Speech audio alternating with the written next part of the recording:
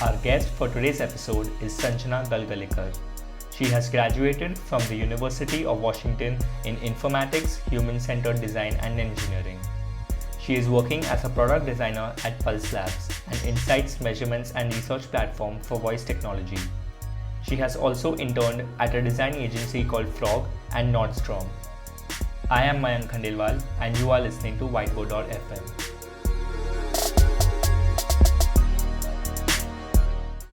Hi Sanjana, how are you?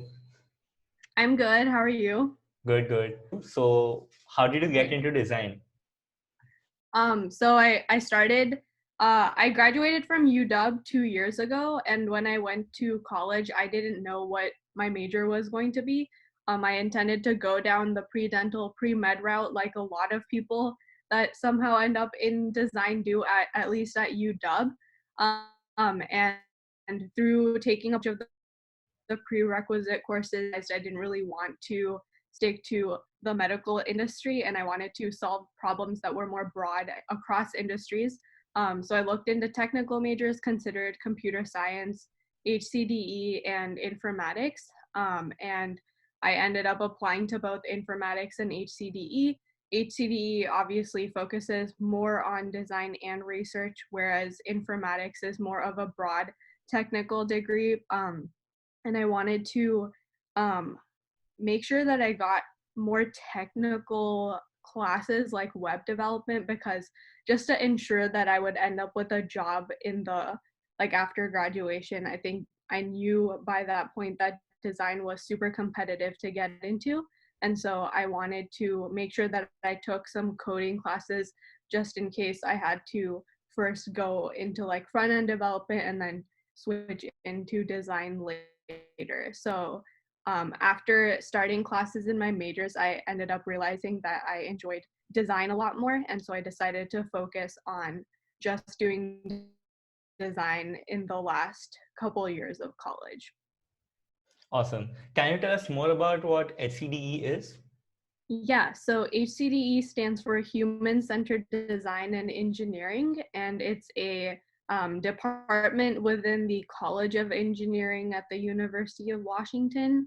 The coursework is focused on user experience design and research, and um, it's more, I would say that what distinguishes it from the other design majors at UW is you have to take a lot more science classes, and it's the class where they really focus on teaching you the user experience design process, rather than just the hard skills. There's a lot of theoretical class. There's a lot of like ethical design classes, so that's kind of what the focus of that major is.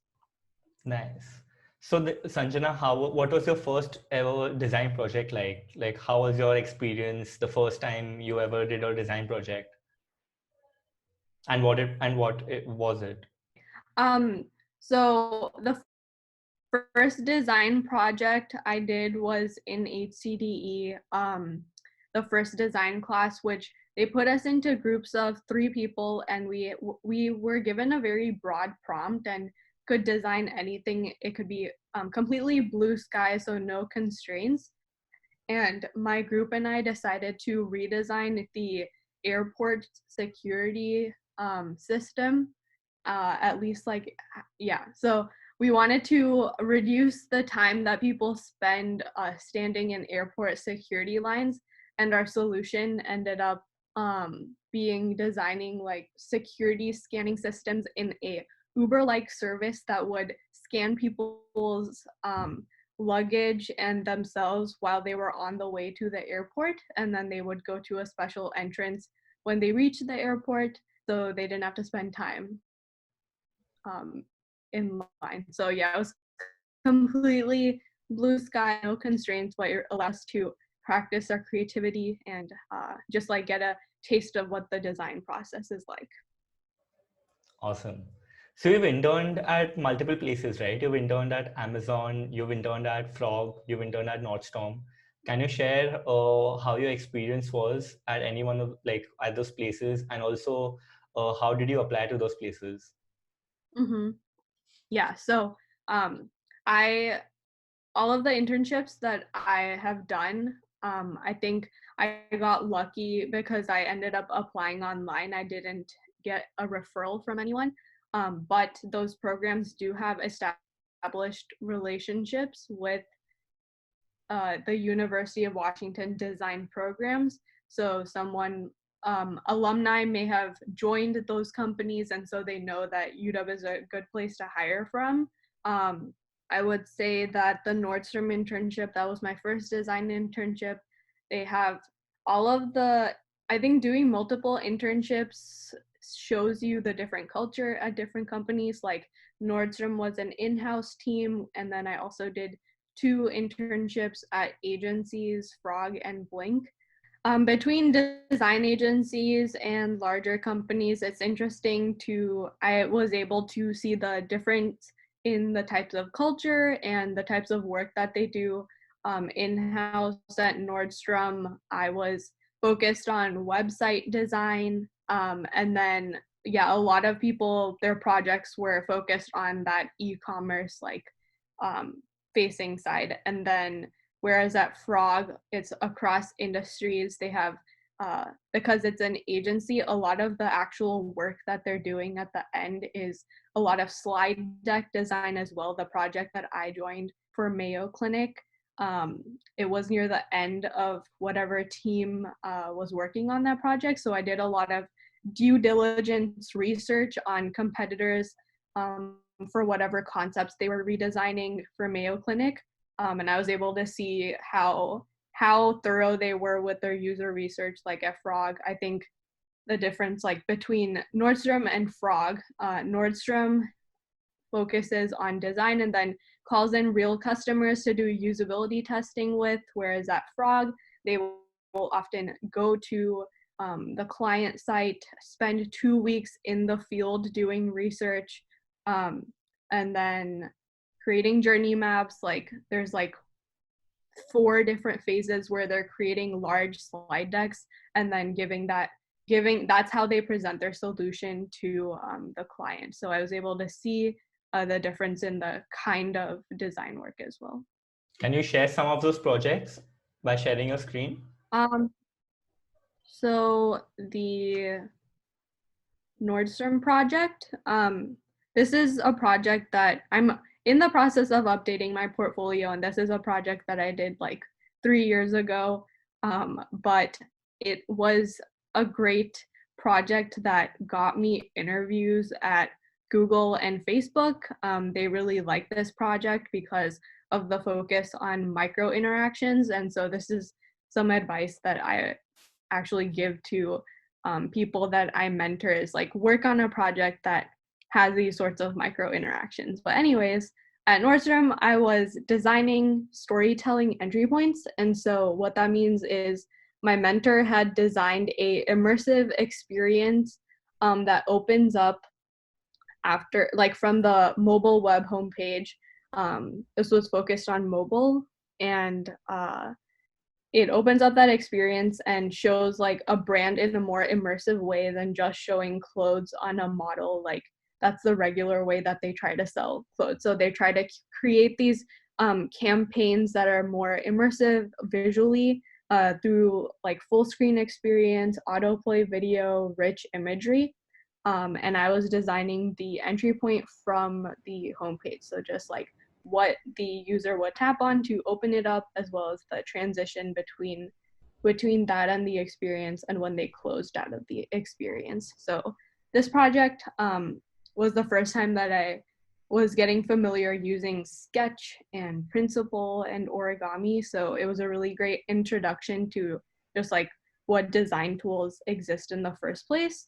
I started off aligning with my mentor and the PM on business schools for this project,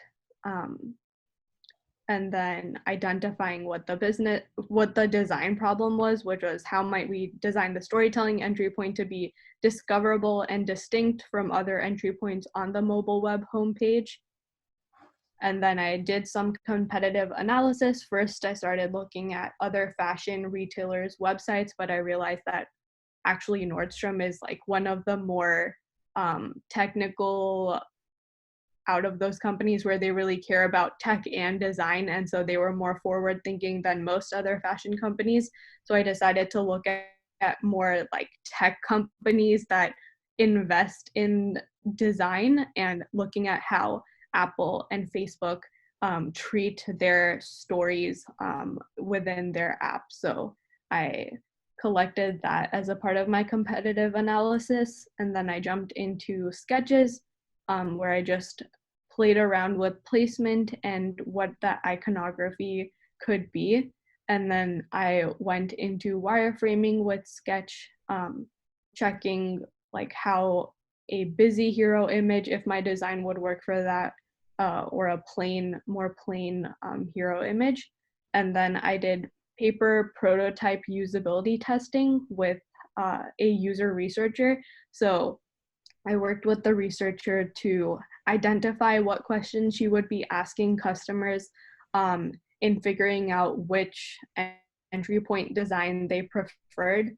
And the reason I did paper prototypes first was because I didn't have time between when they would be tested. The user researcher was testing my design along with some other designers' designs. So that was just the reason. Typically, paper designs for testing animations is not going to be effective. So after she did that, it was very clear that I had to learn Principle or origami to really gauge the like users' feedback on what an animation would look like. And so that's what I did here. There's like one of the options was the experience slides in on top. The other one, it opens in line. And I just iterated on that again with different content. And it turned out that 4 out of 6 participants preferred the inline expansion experience. And then they also gave some other feedback in regards to the X in the prototype. I had it like the X in the middle, but that was distracting on top of the model's face. So I moved that to the right to align with mobile pattern standards as well. So I do have a blog post detailing my internship experience on Medium as well, if people are curious about Nordstrom specifically. But yeah, this was one of my first design projects. And I think it was a really good introduction to design in industry and prototyping micro interactions at super high fidelity. Right. So the Frog project involved designing a personal AI, historian AI for aging seniors. And the prompt that they gave us was just to design a robot to help aging seniors. So it was very broad, but the constraint was that it had to be a robot or AI in some way. And this project was the intern project. So at Frog, they made us do client work, which was, for me, it was the Mayo Clinic work where I was on a team with other designers, but at the same time, they also had us working on a intern project with the other interns.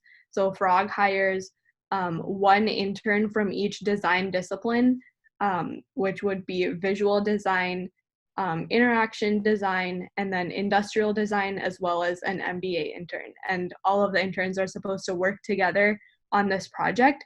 And we only split off into our own disciplines at the very end when we were doing high fidelity work. So this project was really interesting because we got to interview seniors. We even got to go to seniors' homes. A lot of them were like parents of Frog employees, but we did also find people like in the cafe next to Frog's office and asked if we could like see where they live, like so we could get a greater picture of like the problems that they face in their day-to-day lives. So Yeah, so the prompt that we received was design a robot or system of robots to improve the emotional well-being of, we decided to add emotional well-being of independent seniors who are aging in place. The robot should fit beautifully into the home environment and empower them to address an issue they are facing. So as I mentioned previously, Frog places a heavy emphasis on in the field user research. And so we were able to interview 10 seniors. This is a picture of when we were interviewing seniors like in someone's garden. And so, yeah, it was very cool getting to do like research to that depth. Usually I've only been able to participate in like the evaluative, like usability testing type of research at companies. So here doing generative research like in seniors' homes was just like a new experience for me. And then after that, we went to concepting. Frog, again, really likes getting all designers involved, like all the designers in the studio involved in projects. So we had to plan a concepting brainstorm session and invite all of the designers and PMs there to come brainstorm with us. So that's what you see here. Like we stuck everyone's ideas like on blackboards, and then from there we were able to pare down which ones we would be moving, what concepts we should move forward with, and like combine different ideas that people had together. And Frog also really emphasizes storytelling. The industrial design intern was super good at sketching, and so she was able to illustrate our different robot concepts that we had come up with. And then once we had our concept of designing a personal historian AI to preserve the stories and memories of their lives and have that be passed on to their friends and family, that's when we ended up splitting into our different disciplines and focusing on that work. So I was coming up with the layout for the web portion of our solution, and I had to like sketch that out. Meanwhile, the visual design intern was coming up with mood boards and selecting the color and typography that we would be using throughout. And then the industrial design intern was sketching out the form of what our robot or like device would be, what form it would have. And then all of those pieces came together. And after I was done with like mid-fidelity, like layout prototyping, the visual design intern applied her styling to my designs.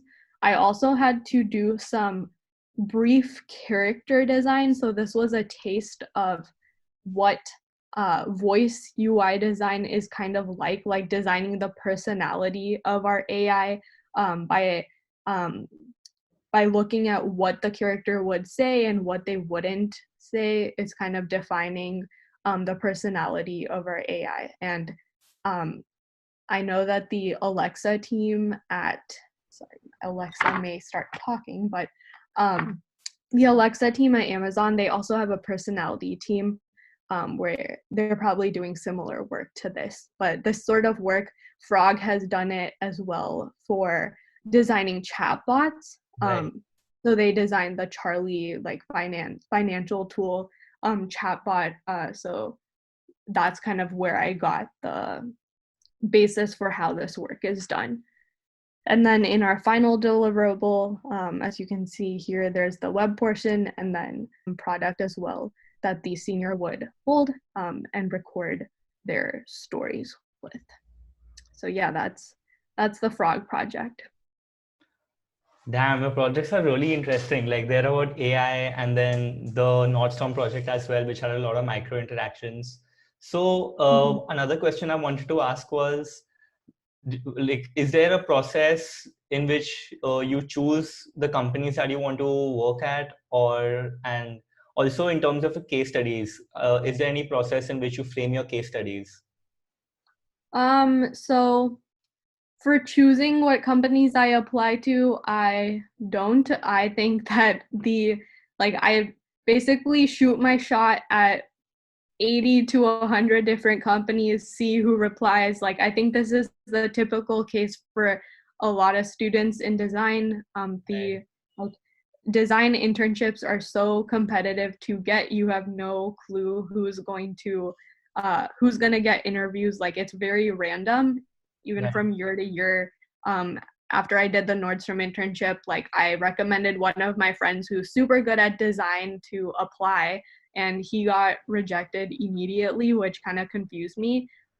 But I think like different companies are looking for different things in interns. So I think Nordstrom, at least like when I interned there, they were looking for someone who hadn't necessarily done a design internship before, but someone that they could show what that process is like, and do have a good project by the end of their internship.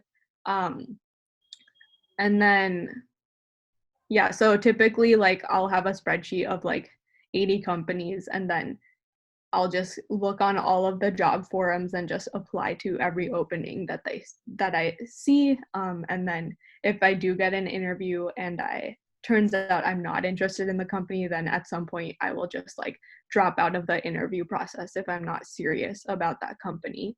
Um, and then what was your second question? My second question was, is there any process you follow when writing your case study? What's your approach? Yeah, so I usually save writing the case study to after I'm done with the project. I have talked to some people that start the case study while they're still working on it, but I think you may end up like writing too much unnecessary stuff, and it's nice to do as more of like a retroactive, like reflective activity after you're done and you know exactly like what you've accomplished in the project, like what the different phases were. I think it's nice to do it at the end.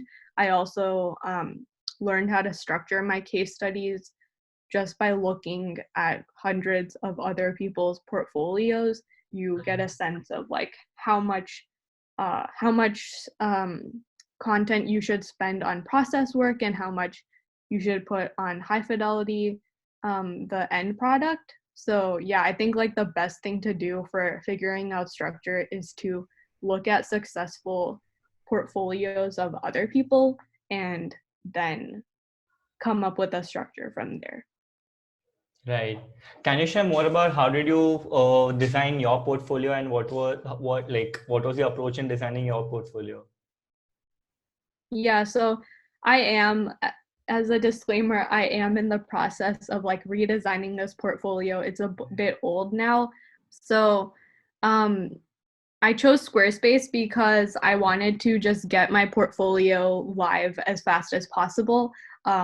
I have looked into Webflow and some other tools, but I think for me, like Squarespace is just the fastest to use. It does come with the downside of not being able to customize as much as you can on something like Webflow.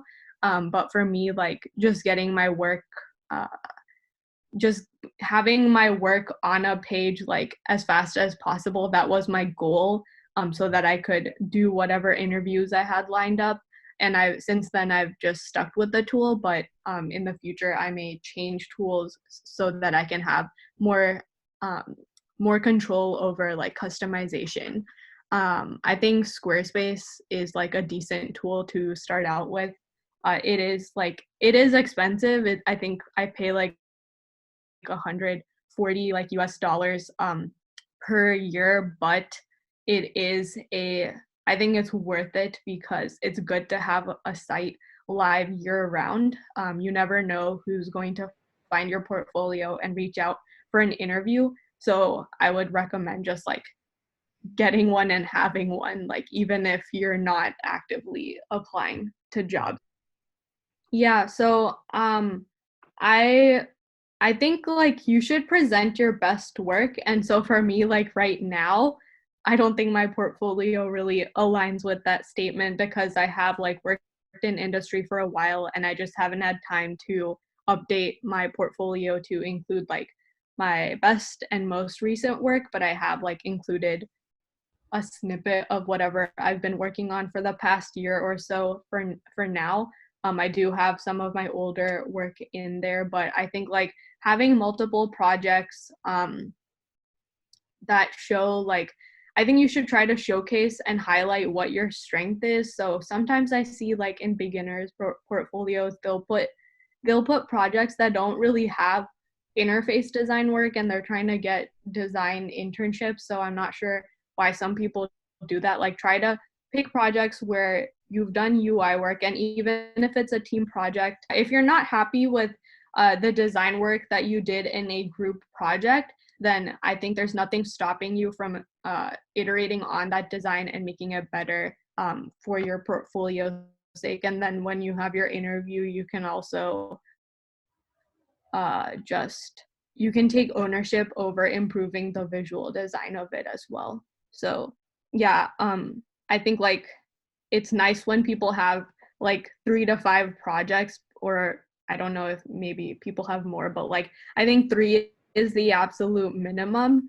And they should, if you're going for design positions, then all of them should be design projects where there's like some UI design involved. Show all of the process work for like from research to high fidelity, like all of the project work, like phase work for all of the phases should be present. Include as many visuals as possible. And like limit the amount of text you're writing. Like some people's case studies are way too long. So like focus on the visuals. I would say like that's what the recruiter is looking for the most when they want to see as many visuals as possible. And then like you can supplement your work with a Behance or Dribble profile if you've done more like illustration work or just like UI design. I think it's important to have that somewhere linked at least on your portfolio. When I did the Facebook interview in the final round, the interviewer actually asked to see my Dribble, and at that point I didn't have a Dribble, so they just wanted to see more examples of my UI design. It didn't even need to be like a complete project. They just wanted to see more visual and UI work. So I think it's really important to showcase as much of that as you can on your portfolio, even if it's not a full-blown case study. That's really great feedback. This episode of Whiteboard.fm is brought to you by UI Sources. The problem with finding inspiration online is that there's too many hypothetical daily UI screenshots and not enough real apps. Well, not anymore. UI Sources is one of the biggest repositories of screenshots and interaction videos with thousands of examples of best practices in onboarding, gamification, payments, or whatever else you might be designing. You can also browse by industries like finance, entertainment, education, and so on. Stop reinventing the wheel, save product development time, find inspiration, and compare against the industry standard. Visit uisources.com and apply the coupon code WhiteboardFM for 10% off your subscription. That's uisources.com and just apply the code WhiteboardFM during checkout to get a 10% off your order. Alright, now back to the show. So, Sanjana, right, currently you're working at Pulse Labs, right? Mm-hmm. Can you tell us more about Pulse Labs and the design culture at Pulse Labs? Yeah. So Pulse Labs is a seed stage startup. We're currently fundraising for a Series A right now. But we are building a measurement, analytics, and research platform for voice apps. And so we have a direct partnership with Amazon where a lot of their companies that are building Alexa skills, they will have to test their skill with us on our platform before it is released to the Alexa skill store. So there's like 2 halves of the company right now. One is that usability testing product for Alexa and Google Assistant applications. and then the other half is more the passive like measurement analytics data collection, where we pay users $3 to $5 a month to give us access to their Alexa and Google Assistant history, and then we analyze that data and provide reports to customers that are building experiences on voice, so they know what consumers are actually doing on their voice devices. And so I'm currently the only designer at this 10% startup, and so I've had to do all of the UI UX work. A lot of the interface for the testing product didn't really exist when I joined the company, and so on that testing product, we have a panel of like thousands of testers who get invited to take a test if they qualify for the demographics for that test. So they will get invited. They'll be able to open the test, like take it on their Echo or whatever device they have. So testers are able to annotate their transcript and then and answer an additional survey for any usability feedback, and then all of that data gets compiled into a report that our customers, app developers, receive to improve their Alexa skill. And sometimes they'll test their skill multiple times with us. And a lot of the skills that we've worked on have been successful on the Alexa skill store. We've worked with over 150 different brands, and some of them have been Emmy nominated skills. Some of them have like won multiple different voice related awards. So it's definitely like, there's a reason why Amazon partners with us. I think we're doing a really great job at like that usability testing aspect for voice. So the other half of the company, where we pay people $5 a month for their voice history, I have designed out the interface and experience for all of the users who provide that history to us. So whatever their account looks like, the flow for payments, and like whatever Chrome plugin they have to use to enable us to do that. I've had to do all of that design work. So it's been really cool being at a small startup. As the only designer, I'm responsible for all of the UI UX work. I'm responsible for marketing, like website design, even like slide decks for the CEO when he's pitching to investors. That lets me work on like more visual design skills for that. So it's like, it was very daunting at first, but I definitely feel like I've grown a lot through the different, like through being responsible for so many different flows.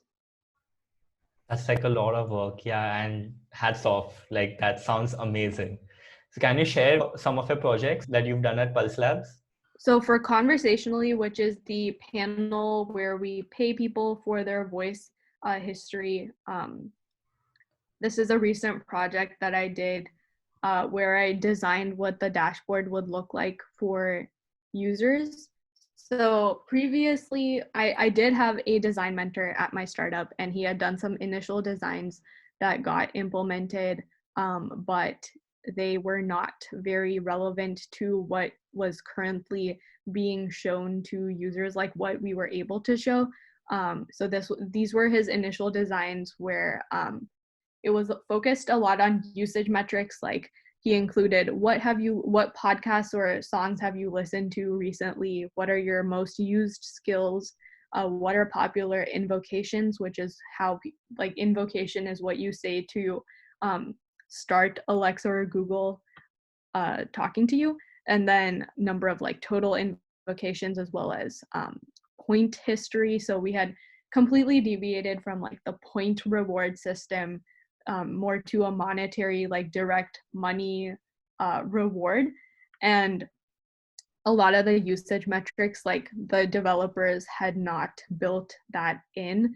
And so so the developers had put these pie charts in, and then also they had put like coming soon over different portions of the design that my mentor had developed. So they hadn't like actually implemented any of this, so it wasn't very like, it wasn't live or like useful like data to be receiving. So I wanted to just like improve what data was being shown to people about their usage, and then also focus more on like payment history, because that's the main reason people are coming to the site.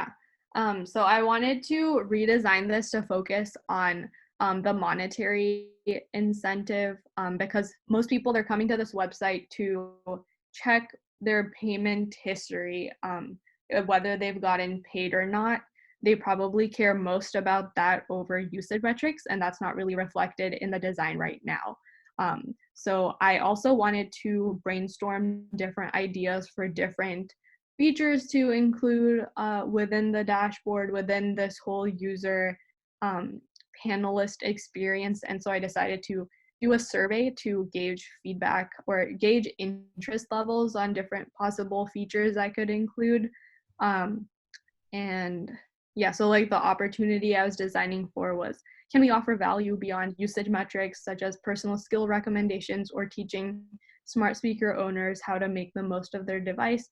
How can we be more transparent about payment history? So I designed a visual survey to gather feedback. I wanted to show people what the design would actually look like for these different features, and then so that, like, I think just showing the words in the question, they may not be able to envision what it might actually look like.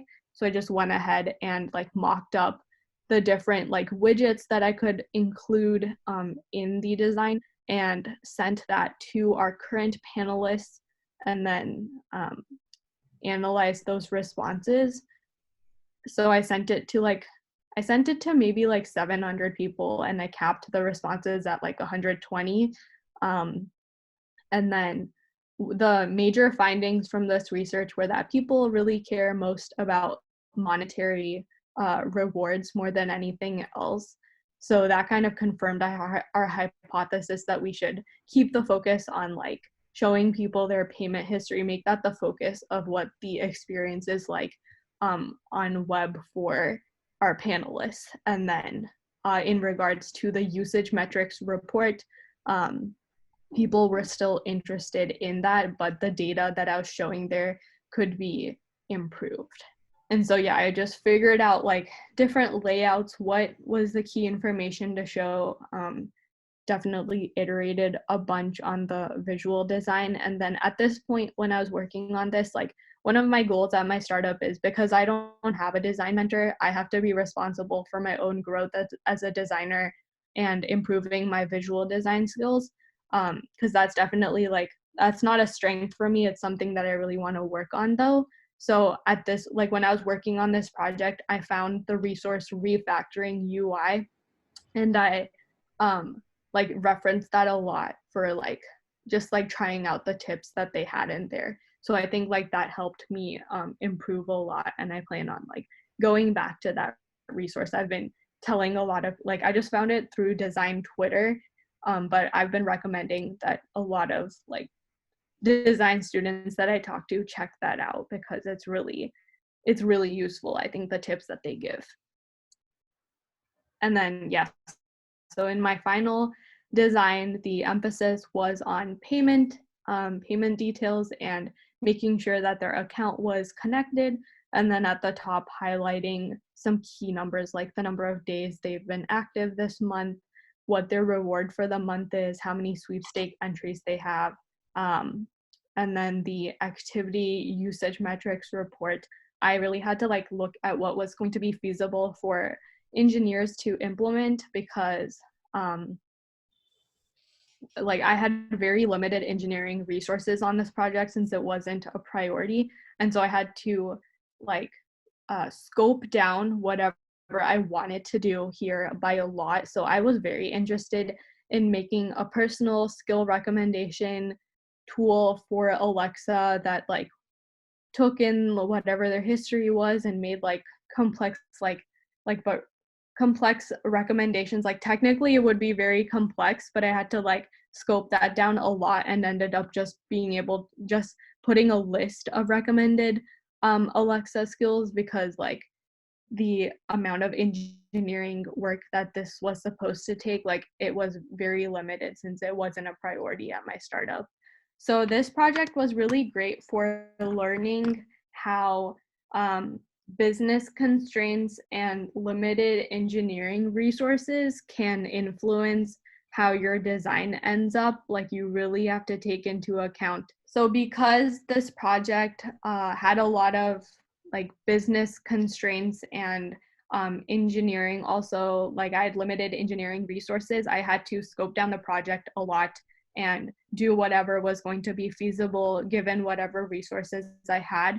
So it was a great project to learn how to design for constraints. So, Sanjana, how do you make the transition from being a designer in a team to being the sole designer of a startup, basically being the head? Yeah. So I think that transition, like I didn't intend on making that transition. It just sort of happened to me. Like I never intended to join a team that had no other designers, but this job opportunity just came to me and I thought it was really cool. So I took it, and I did have a design mentor in the beginning, so it was fine. But I I don't really know how, like what the process is to prepare. I didn't do anything to prepare for it. I just applied for this opportunity and ended up getting it. I think like you just need to start to, like, the struggles that I had in the beginning working at a startup was I needed to have an opinion, and like previously there have been times where I haven't had opinions, but when you're the only designer, like you're forced to take a stance and be able to defend it. Like you need to do that. And you are also responsible for your growth and learning as a designer. I don't get feedback from my team so much on like the craft and like small design details sometimes. So I need to be more critical of my work and look at it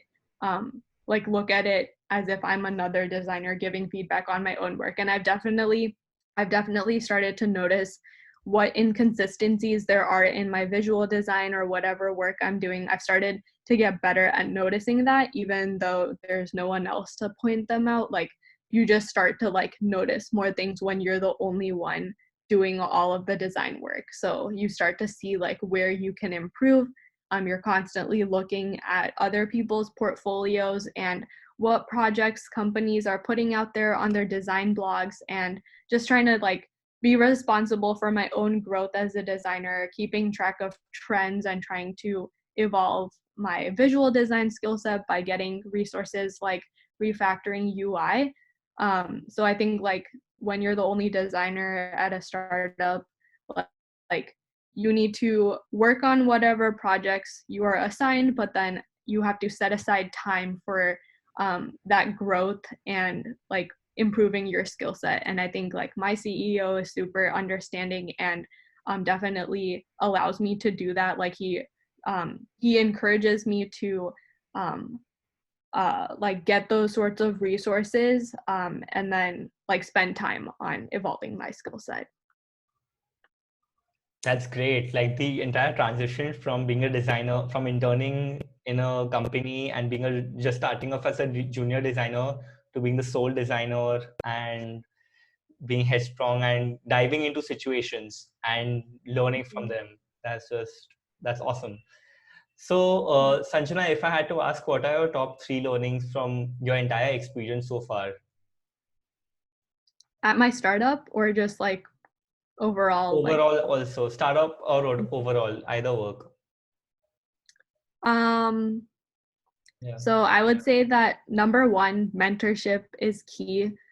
Who you're working with in a team will influence where you will go and what you're learning. So I feel like when I'm evaluating job opportunities, like I look at who are the other designers that work there, where have they worked previously, what kind of experiences have they had that they're going to um, influence me with. So like I feel like that's really important to me. That's still very important. Even though I am the only designer, I still look for mentorship elsewhere. Like I will find designers online and reach out to them for mentorship, or connect with design friends. So like I still look for that mentorship, even if the design mentorship, even if it's not from within my company. Number two, like I think it's really important to constantly be updating your portfolio. Like you never know who's going to reach out for like freelance work or opportunities like this. Like you never know like what connections can come about just by keeping your portfolio up to date. You may get some really cool opportunities out of that. So don't just wait to update it before you get interviews. Like constantly be working on iterating it, adding to your Dribble and Behance. Like it, I think like waiting until the very end, you're just gonna get stressed out as well. So even though, so I have a job, I still like update my portfolio because like I want to keep it up to date. Yeah. And then I think number three is like prioritize networking.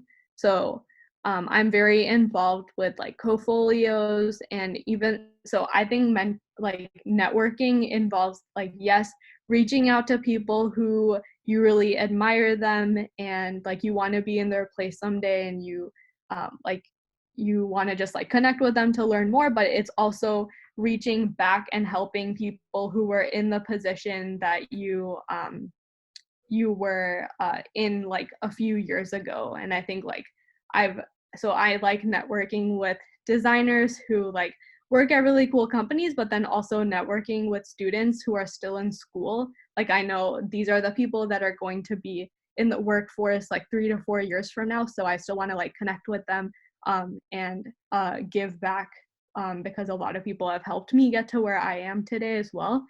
So I think like networking doesn't just mean going to like companies for like talks. It means also like mentorship is a way of networking as well.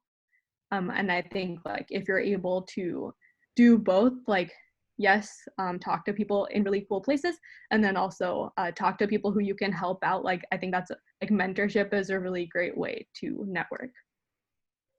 Nice. What are some of the things that you're excited about right now? So I'm currently really excited about the voice space. I think my startup is getting very cool opportunities to work with Amazon, Google, Facebook. A lot of like, yes, I talked about two parts of the company, but we have spin-off projects that we're doing with all of them. So I'm able to participate in that. I think like voice is in a really interesting space where like the usage of skills is improving and like is increasing over time. And so what brands are making skills for, like they're doing really interesting things. I was able to work on some user research projects for a mental health app and some health insurance companies for Amazon, and do like figure out what they should include in their Alexa skills. So I think like there's a lot of really interesting work that I'm able to do at my startup, and I'm like curious and very excited for what's coming in the future for voice as well. Nice. What are some of the things you're learning right now? Are there any new things that you're learning currently? Yeah, so I would say that as the only designer at my startup, I am slowly moving more into a product manager type of role as well. I can't only be a designer, like I need to be responsible for like road mapping and prioritization, and just like taking on more like product strategy type of thinking as well. So I'm currently working on the skills that like product management encompasses. I'm also still working on improving my UI design skills. Like I think I will be starting that daily. I think I really should be doing the daily UI challenge to improve those visual design and UI design skills. I I'm think there are also better really ways, so interested wouldn't in, recommend that. yeah, but I think like doing full blown projects, like it takes a long time, and when you're just trying to like try out different styles and just like recreating existing UI. Like I have done that a few times and it has pushed me in my whatever sketch abilities I have. Like I think like I may not do it every single day, but I do think like doing short projects where it's just designing the UI is still like a good way to build up your Dribble or Behance portfolio. Okay. Yeah. And then I was also saying I'm trying to just explore my creative side more and working on sketching and illustration and like painting. So that's like something I just do in my free time. It's not directly like design, but That's great. UI That's or still some sort of UX. learning. Yeah. Yeah. So, Sanjana, what advice would you want to give to someone who wants to just get started in design? So I would say the number one thing I would tell people who want to get started in design to focus on is just building up that portfolio. So first start trying to create those 1 to 3 case studies. It doesn't matter if you haven't taken a design class. I think you can learn the process and you can learn the process by looking at other people's portfolios, reading about it online, and then choose something that you think could be better in your life and then redesign that and include it as a project. So just like start working on your portfolio as soon as possible. And then as you get better projects, you can replace what's there. But you're not going to be able to get an internship until you have that portfolio. So like more than reading books or like networking, just like start producing work. Yeah, that's really good advice. So, also, Sanjana, what advice do you wish you had received when you were starting off in design? Yeah. I think I wish somebody emphasized getting good at UI design to me more. I think like my program doesn't really, at least HCDE, there wasn't too many classes on like visual and UI design. It was more process heavy and research focused.